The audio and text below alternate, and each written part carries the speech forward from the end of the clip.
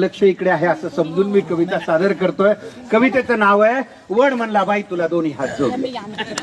का ही नाही, साधी कल्पना आहे. वडामधला आणि त्या बाई मधला तो संवाद आहे, बाकी दुसरं तिसरं काही नाही. एक बाई लगबगीनं पूजेसाठी आली. एक बाई लगबगीनं पूजेसाठी आली. भक्तिभावाने वडाला चक्रा मारू लागली. भक्तिभावाने वडाला चक्रा मारू लागली. वड देवा पूजा पदरात घे. वड देवा पूजा पदरात घे. जन्मोजन्मी पुन्हा मला हाच पती दे. जन्मोजन्मी पुन्हा मला हाच पती दे.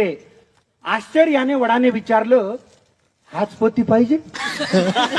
आश्चर्याने वडाने विचारलं, हाच पती पाहिजे? काही म्हण बाई तुला खरंच मानलं पाहिजे. काही म्हण बाई तुला खरंच मानलं पाहिजे. त्याच्यावरती बाई काय म्हणाली, काय करणार वड दादा, खूप विचार केला. काय करणार वड दादा, खूप विचार केला. हाच नवरा राहू दे म्हणून आतून आवाज आला. हाच नवरा राहू दे म्हणून आतून आवाज आला. त्याच्यावर तो वड म्हणायला, एवढे दुर्गुण असून सुद्धा याचीच निवड केली. एवढे दुर्गुण असून सुद्धा याचीच निवड केली. म्हणून माय मला तुझी फारच दया आली. म्हणून माय मला तुझी फारच दया आली. त्याच्यावरती बाई काय म्हणली, त्याच्यावरती बाई म्हणते, वड देवा तसं काहीच नाही. वड देवा तसं काहीच नाही. असं नाही की आमचं बिलकुलच पटत नाही. असं नाही की आमचं बिलकुलच पटत नाही. दुसरा नवरा मागायचा मीही विचार केला. त्या बिचारीनं प्रामाणिकपणे सांगितलं. दुसरा नवरा मागायचा मीही विचार केला, पण कल्पनेनंच माझा जीव कासावीस झाला. पण कल्पनेनंच माझा जीव कासावीस झाला. जास्तच बिलिंदर निघाल्यावर मग काय करायचं? जास्तच बिलिंदर निघाल्यावर मग काय करायचं? म्हणून म्हणलं याच्यासाठीच वडाभोवती फिरायचं. म्हणून म्हणलं याच्यासाठीच वडाभोवती फिरायचं. तुम्हाला तर माहिती आहे देवा, मी काही कमी नाही. तुम्हाला तर माहिती आहे देवा, मी काही कमी नाही. बिचाऱ्याच्या डोक्याला केस सुद्धा ठेवला नाही. बिचाऱ्याच्या डोक्याला केस सुद्धा ठेवला नाही.